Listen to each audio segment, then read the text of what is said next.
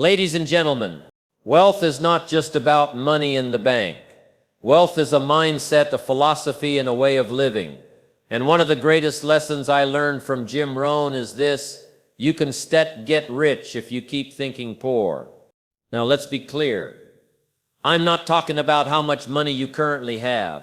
I'm talking about the thoughts that run through your mind every day. Because wealth always begins in the mind before it ever shows up in the wallet. The poverty mindset versus the wealth mindset. Poor thinking says, I can afford it. Rich thinking says, how can I afford it? Poor thinking says, I stop doing enough. Rich thinking says, what more value can I bring? Poor thinking looks at limitations. Rich thinking looks at possibilities. It's not circumstances that separate the rich from the poor. It's the way they choose to think about opportunities, discipline, and value. When we talk about wealth, most people immediately think of money, assets, or material possessions. But the truth is, wealth is first and foremost a mindset. It is a philosophy, a way of thinking about life, opportunity, responsibility, and value. And here's the challenge: if you are trapped in a poverty mindset, no amount of money will ever be enough to free you, because your thoughts will eventually sabotage your success. On the other hand, if you develop a wealth mindset, even with little to your name, you have laid the foundation for abundance. That's why Jim Rohn always said you must learn to work harder on yourself than you do on your job. Because wealth doesn't start with your bank account, it starts with your thoughts. The poverty mindset is built on limitation. It whispers, I can't afford that. I'll never get ahead. That's not for people like me. It constantly looks at what is missing, what is unfair, and what is beyond reach. People stuck in this mindset see life as something that happens to them, not something they have the power to shape. They operate from fear, scarcity, and doubt. Every opportunity looks like a risk. Every challenge looks like a wall. Every success of others feels like a threat. They live reacting to problems instead of creating solutions. The wealth mindset, by contrast, doesn't ask, can I afford this? But rather, how can I afford this? It doesn't focus on limitation. It focuses on possibility.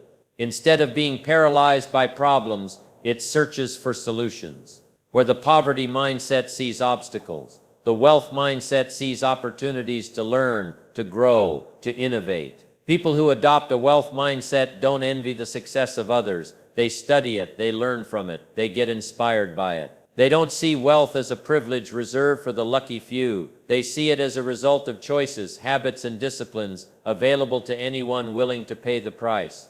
The poverty mindset measures life only by comfort in the present moment. It is satisfied with getting by, with just enough to survive. It spends everything it earns, often before it even earns it, because the focus is only on now. The wealth mindset, however, always has its eyes on the future. It asks, what seeds can I plant today that will grow into a harvest tomorrow? It values patience, discipline, and the compounding power of small, consistent actions. While the poverty mindset spends for pleasure, the wealth mindset invests for growth. One is always consuming, the other is always building. Now, let's be clear. Money alone doesn't change a mindset. That's why so many lottery winners go broke. That's why someone can get a raise and still remain trapped in financial stress. If the thinking doesn't change, the circumstances won't either. A poverty mindset will waste wealth just as quickly as it wastes opportunities. But a wealth mindset can take limited resources and turn them into abundance, because it looks for ways to expand value, not just chase comfort. Another key difference lies in how each mindset views work. The poverty mindset believes that paychecks are tied to time. It says, I've worked 8 hours, I deserve to be paid for 8 hours. It demands more money without increasing value. It clings to entitlement, expecting rewards without growth. But the wealth mindset knows that people are not paid for time. They are paid for the value they bring to the marketplace. 8 hours of low-value work is worth little. 8 hours of high-value contribution is worth fortunes. That's why Jim Rohn said, don't wish it was easier, wish you were better. The wealth mindset is always asking, how can I make myself more valuable? How can I increase my skills, my knowledge, my contribution? Because wealth flows to value, not to time. The poverty mindset is full of excuses. It blames parents, government, economy, education, or luck. It always has a reason why life is unfair. And as long as it clings to blame, it gives away its power. The wealth mindset takes responsibility. Even when circumstances are tough, it says, if it's going to change, it starts with me. Responsibility may feel heavy, but it is the key that unlocks freedom. Excuses weaken you, responsibility empowers you. Think about the way each mindset talks. The poverty mindset often uses phrases like, I can't, I'll never, it's too hard, I don't have enough. Words become cages, but the wealth mindset speaks differently. It says, I can learn, I will try, I'll find a way, I'll figure it out. Words become keys. The language of possibility creates the energy of possibility. It also shows up in relationships. The poverty mindset spends time with complainers, blamers, and people who confirm their excuses. Misery loves company, and so the cycle of limitation continues. The wealth mindset seeks mentors, models, and people who challenge them to grow. It surrounds itself with inspiration, not discouragement. It asks, who do I need to become? Who do I need to learn from? Instead of comfort, it seeks challenge. Instead of validation, it seeks transformation. And perhaps the most subtle but powerful difference is how each mindset views failure. The poverty mindset treats failure as proof that things don't work, that risk is dangerous, that effort is wasted. It says, see, I tried and it didn't work. That's why I don't take chances. The wealth mindset treats failure as tuition. It says, every mistake is a lesson, every setback is feedback, every failure is a stepping stone. Failure is not the end, it's the classroom where growth happens. This is why two people can go through the same hardship and end up in completely different places. One becomes bitter, the other becomes better. One sees an ending, the other sees a beginning. It's not the event that matters, but the mindset interpreting it. So when Jim Rohn says you can't get rich if you think like this, he's not being cruel or dismissive. He's pointing to the undeniable truth that our lives are shaped not just by what we do, but by how we think. If your thoughts are small, your life will remain small. If your thoughts are expansive, your opportunities will expand. Wealth is not about chance. It is about change. It is about changing the way you see yourself, the way you see work, the way you see opportunity, the way you see the future. And the good news is a mindset is not fixed. You can change it. You can train it. You can discipline it. The shift begins with awareness. It begins when you catch yourself saying, I can't, and instead ask, how can I? It begins when you stop asking, why me? And start asking, what can I learn? It begins when you stop looking at what's missing and start focusing on what's possible. That's when the poverty mindset begins to dissolve and the wealth mindset begins to take root. Because ultimately, the wealth you see in your life will be a reflection of the wealth you cultivate in your mind. Think scarcity, and scarcity will surround you. Think abundance, and abundance will find you. You can't get rich if you think like this. If you think small, fearful, excuse-filled thoughts, but you can absolutely create wealth if you choose to think like those who have already built it, with vision, with discipline, with responsibility, and with an unshakable belief in possibility. A salon of not excuses. Keep you broke? Jim Rohn once said, if you want to do something you sell, find a way. If you don't sell, find an excuse. Poor thinking hides behind excuses. I wasn't born rich. I don't have the right education. The economy is against me. But rich thinking takes responsibility. It says if it's gonna be, it sets up to me. Excuses drain your energy, but responsibility gives you power. One of the greatest truths Jim Rohn ever taught is this: if you really want something, you'll find a way. If you don't, you'll find an excuse. That single sentence explains why so many people stay stuck, struggling year after year, never breaking free of mediocrity. It's not because they lack ability. It's not because they were born into the wrong family, or because the economy is too harsh, or because opportunity has passed them by. The real reason is that excuses have become their comfort zone. Excuses are the soft pillows people use to sleep through their potential. And the problem is this: while excuses may comfort you for a moment, they will cost you for a lifetime. Excuses are like invisible chains. They don't hurt at first. They don't even look like chains. They look like perfectly logical reasons. I wasn't born rich. I didn't get the right education. I don't have enough time. The system is against me. I'm too old. I'm too young. It's just not the right moment. On the surface, these statements sound reasonable, but dig a little deeper, and you realize they are nothing more than shields to avoid responsibility. The moment you accept an excuse as your truth, you surrender your future. You give away your power. Think about it this way. Two people can start with the same setback. One says, I can't do it because of this challenge. The other says, I must do it because of this challenge. One surrenders, the other grows. One stays stuck, the other breaks through. The difference is not the problem. The difference is the presence or absence of excuses. Every excuse you cling to becomes a wall between you and your goals. Now, why do people love excuses so much? Because excuses let you avoid pain. They let you escape the discomfort of discipline. They justify staying where you are. If you convince yourself that the reason you're not succeeding is because the odds are against you, then you don't have to put in the effort to change. Excuses give you a false sense of relief, but that relief comes at a heavy price, because while excuses give you comfort today, they steal your future tomorrow.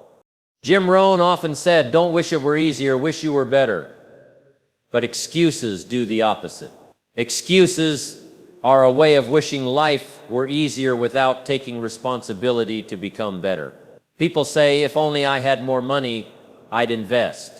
But the wealth mindset says, if I don't learn how to invest with little, I'll never know how to invest with much. People say, if only I had more time, I'd work on my goals. But time is not given. It is created by priorities. Everyone has 24 hours, but excuses make you believe your hours are somehow worth less than others. Excuses keep you broke, not only financially, but emotionally, mentally, and spiritually. They rob you of creativity.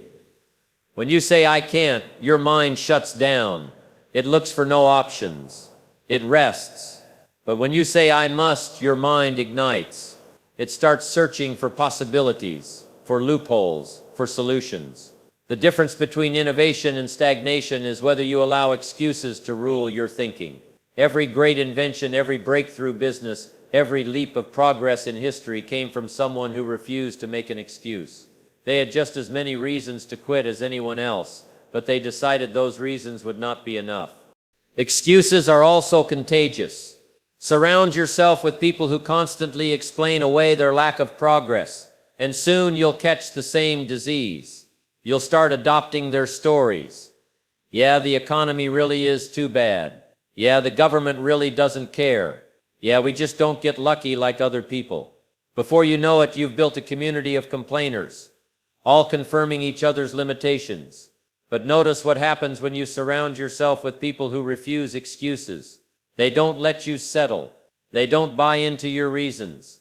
They ask, so what are you going to do about it? Suddenly your energy shifts. Instead of defending your limitations, you start creating your future. Another problem with excuses is that they multiply. One excuse leads to another. First, you say you can't start the business because you don't have money. Then you say you can't get money because you don't have the right job. Then you say you can't get the right job because you don't have the right connections. And soon you've built a whole fortress of excuses around you, so high that you can't even see the possibility of escape.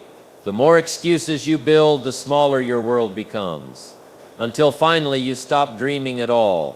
That's how excuses destroy people, not all at once, but little by little, one surrendered possibility at a time. On the other hand, when you strip away excuses, you strip away limits, You force yourself to see reality for what it is. You say, yes, I don't have enough money right now, but I can learn, I can work, I can start small. You say, yes, I don't have all the time in the world, but I can make time by cutting distractions, by focusing on what matters.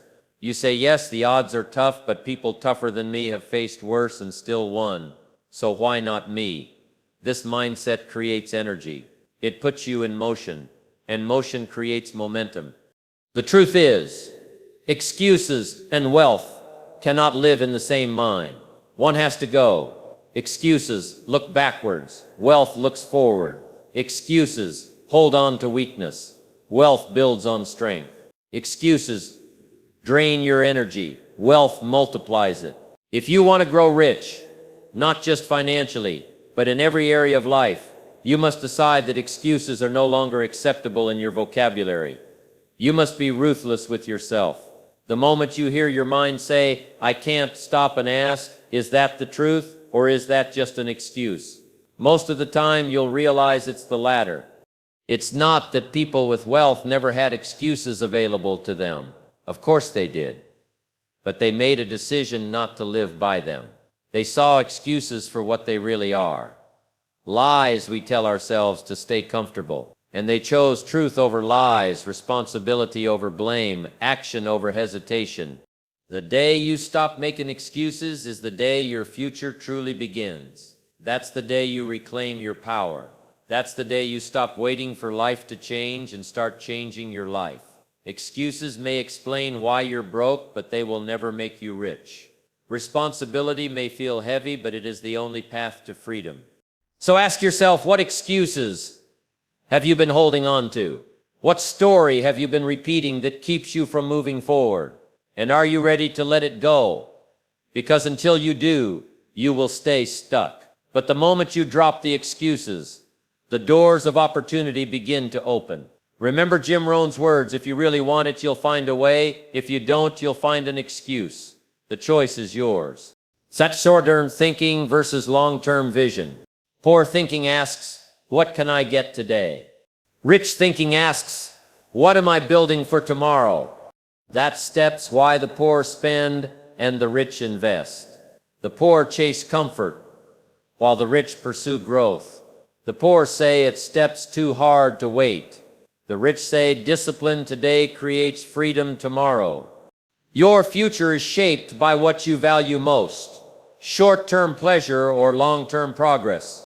One of the biggest reasons people never reach the life they dream of is because they are trapped in short-term thinking. They are so focused on today, so consumed by what feels good right now, that they sacrifice the future they could have built. Jim Rohn often said, discipline is the bridge between goals and accomplishment. But short-term thinking hates discipline. It says, I want comfort now, even if it costs me later. Long-term vision, on the other hand, says, I will accept some discomfort now so I can enjoy a better future later. The difference between poverty and wealth, between mediocrity and greatness, often comes down to this simple choice. Do you chase short-term pleasure, or do you build long-term freedom? Short-term thinking is everywhere in our culture. It shows up when people spend their paycheck on luxuries instead of investments. It shows up when people avoid reading, learning, or growing, because it doesn't bring an instant reward. It shows up when someone says, why should I save money when I can enjoy it right now? Or why should I exercise and eat healthy when I can have this comfort food today? It shows up when someone chooses Netflix over building their skills, gossip over networking, consumption over creation. The poverty mindset is addicted to now. It is always saying, what can I get today? What will make me feel good in this moment? But the wealth mindset lives differently. It looks at the same temptation, the same distraction, the same comfort, and it says, I could take this now, but what is the cost? Will this choice help me in 5 years, 10 years, 20 years, 20 years? People with long-term vision don't just think about how their decisions affect their next hour, they think about how their decisions shape their next decade. That's why they invest when others spend. That's why they learn when others waste time. That's why they plant when others consume. And that's why eventually they reap a harvest while others are left with nothing. The tragedy of short-term thinking is that it feels rewarding in the moment, but it always takes away from your future. It is like eating your seed instead of planting it. Imagine a farmer who eats all his seeds because he's hungry today. He may feel satisfied for a moment, but when the planting season is over, he will have nothing to harvest. Short-term thinking is exactly the same. Every dollar wasted today is a dollar that could have grown tomorrow. Every hour wasted today is an opportunity that could have been built tomorrow. Every discipline avoided today is a reward that will never come tomorrow. Long-term vision requires faith. It requires you to believe that your future is worth the sacrifice of today. That's why so few people practice it. It's easier to believe in what you can touch, taste, and feel right now than to believe in something you won't see until years later. But wealth is always the result of delayed gratification. Success is always the result of patience and consistency. You don't build wealth in a day, and you don't build a strong life in a week. It takes vision to say, I will keep investing. I will keep learning. I will keep working. I will keep sacrificing comfort, because I know that in time, this discipline will create a life of freedom. Consider the difference in how each mindset views money. Short-term thinking says, I got a bonus, I should buy something fun. Long-term vision says, I got a bonus, how can I invest it to grow? Short-term thinking buys things that depreciate, things that lose value the moment you own them. Long-term vision buys assets that appreciate, that increase in value, that continue to give back long after the purchase. One fills your closet, the other fills your future. It's the same with time. Short-term thinking says, I'll relax now, I'll do it later. But later never comes. Days turn into weeks, weeks into months, and years slip away. Long-term vision says, I must use this hour wisely. What I do now will shape what I become later. While others waste time, those with long-term vision build skills, build networks, build habits. Years later, they look like an overnight success. But the truth is, there are no overnight successes. Only people who planted long ago and are finally reaping their harvest. The most dangerous thing about short-term thinking is that it feels harmless. Spending $10 on something useless doesn't seem like a big deal. Skipping one workout doesn't seem like a big deal. Watching another hour of television doesn't seem like a big deal. But all these small short-term choices compound, and eventually they add up to a life of regret. On the other hand, long-term vision works the same way in reverse. Saving a little doesn't look like much. Reading 10 pages doesn't look like much. Making one new connection doesn't look like much. But those little choices also compound, and eventually they add up to a life of wealth, wisdom, and freedom. Jim Rohn used to say, we must all suffer one of two things, the pain of discipline or the pain of regret. Short-term thinking chooses the pain of regret because it avoids discipline today. Long-term vision chooses the pain of discipline because it knows regret is far heavier. The person who refuses to sacrifice in the moment eventually ends up sacrificing their entire future. The person who sacrifices in the moment eventually gains a future others only dream about. Think of the way people handle education. Short-term thinking says, school is over, I'm done learning. Long-term vision says, education is a lifelong process. If I keep learning, I keep earning. Short-term thinking says, reading doesn't make me money right now. Long-term vision says, reading sharpens my mind, and a sharp mind will eventually make me money many times over. It also shows up in relationships. Short-term thinking says, I'll say what feels good now, even if it hurts trust later. Long-term vision says, I will build relationships on honesty, respect, and value, because those will carry me through life. Short-term thinking burns bridges. Long-term vision builds them. Here's the key point. Wealth and success are never the result of one big decision. They are the result of thousands of small decisions made consistently over time. Every day you are making a choice between short-term pleasure and long-term reward. Every day you are either investing in your future or consuming it. And the scary part is, most people don't even realize they're making that choice. They think they're just living life, when in reality they are choosing their destiny one small decision at a time. So ask yourself, where are you letting short-term thinking rob you of your future? Where are you eating your seeds instead of planting them? Where are you sacrificing tomorrow for today? If you don't change it now, the cost will only grow larger. But the good news is the opposite is also true. The moment you start living with long-term vision, everything begins to shift. Your habits change. Your priorities change. Your results change. And eventually your life changes. Jim Rohn often said, "The same wind blows on us all. The difference is how we set the sail." The winds of short-term temptation blow on everyone. The winds of distraction blow on everyone. The winds of comfort blow on everyone. But the person with long-term vision sets their sail toward discipline, growth, and investment. And while others drift aimlessly, they arrive at a destination of wealth and freedom. So remember this: the future is not something you wait for. It is something you create. Short-term thinking will always keep you stuck in survival. Long-term vision will always move you toward success. Choose wisely, because every choice you make today is either building or destroying the life you will live tomorrow. The secret ingredient: value. Here's the truth Jim Rohn hammered home. You don't get paid for time. You get paid for the value you bring to the marketplace. If you think like the poor, you still always say, "Steph worked 8 hours, I deserve more." But if you think like the rich, you still say, "How can I make my 8 hours worth more to others?" Wealth flows to those who increase their value, not those who complain about their wages.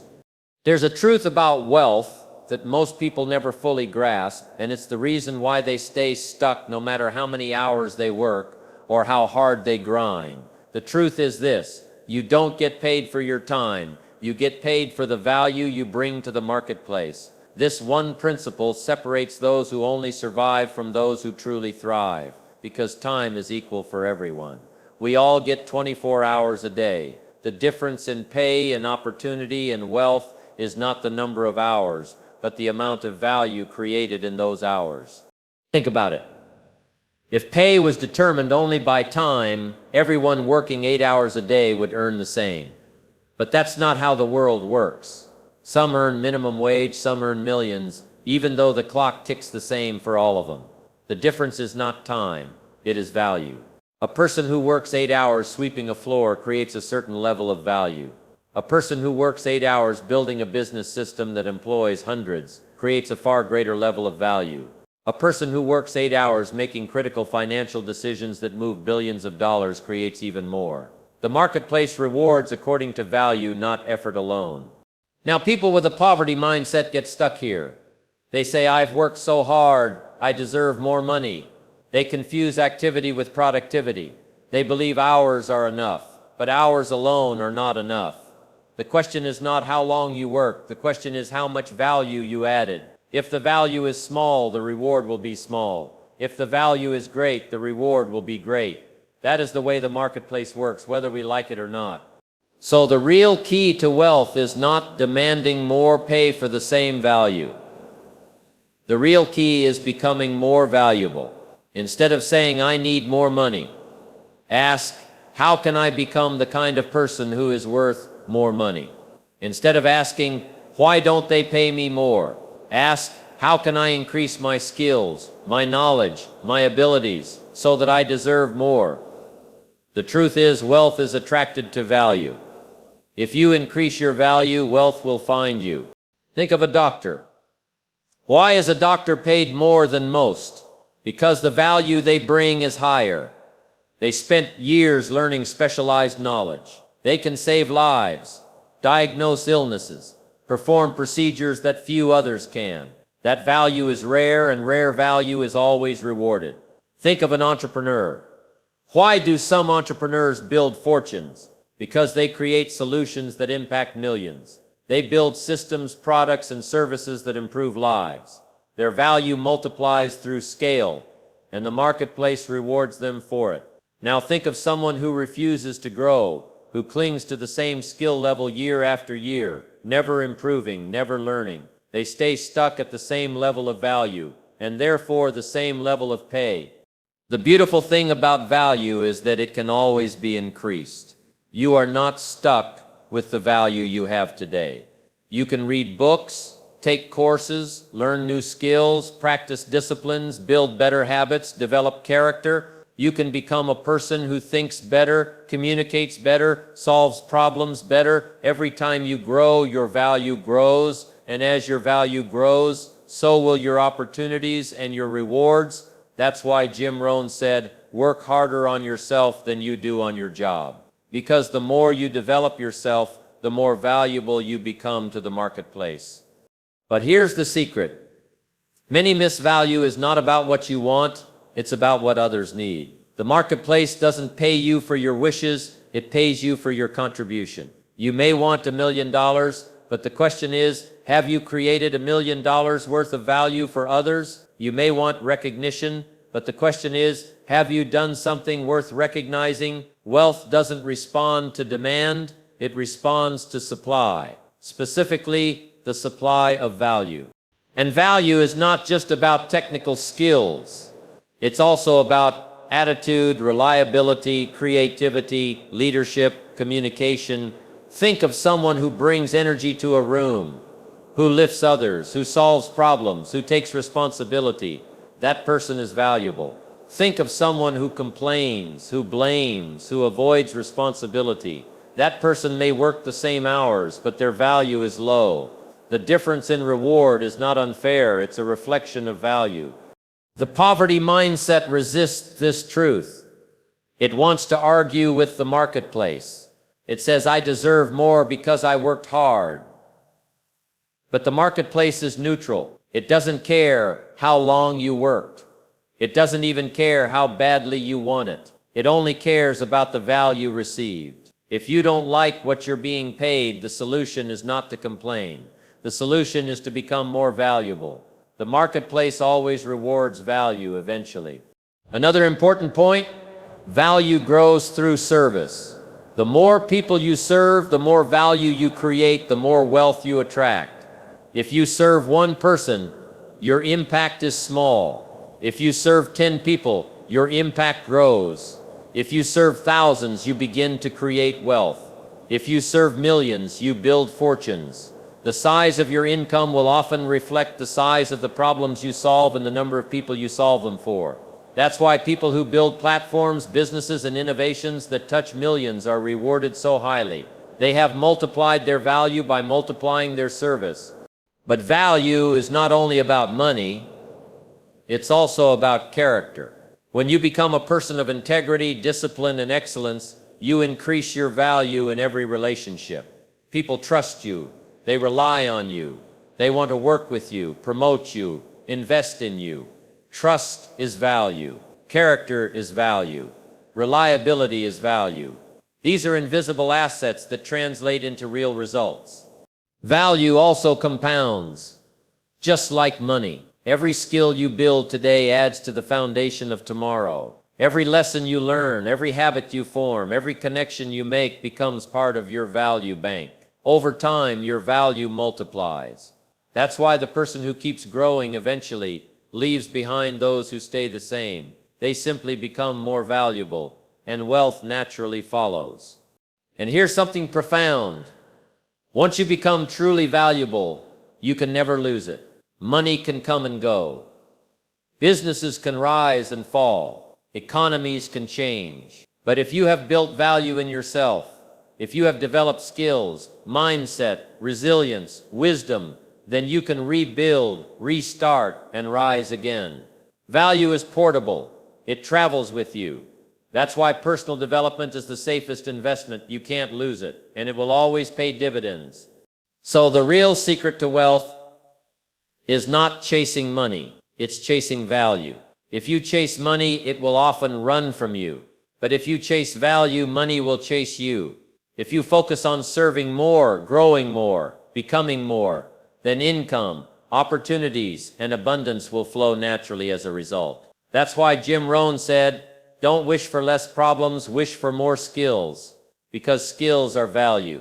Growth is value. And value is the currency that the marketplace never stops rewarding. So the question you must ask yourself is not, how can I make more money? The real question is, how can I become more valuable? What skills can you learn? What knowledge can you gain?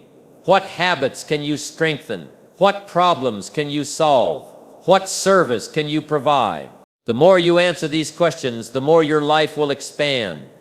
At the end of the day, the secret ingredient of wealth is not luck, not connections, not even hard work. It is value. Increase your value, and you increase your wealth. Increase your contribution, and you increase your reward. The world doesn't pay you for your wishes. It pays you for your worth in the marketplace. And the good news is you can always raise that worth. So stop asking for things to get easier. Start asking yourself how to get better. Stop waiting for opportunity to show up. Start preparing to become the kind of person opportunity cannot ignore. Because when you focus on value, wealth is not a matter of chance. It is a matter of choice. So let me ask you, are your thoughts making you richer or keeping you broke? If you think like a victim, wealth will avoid you. If you think like a creator, wealth will chase you. The decision is simple.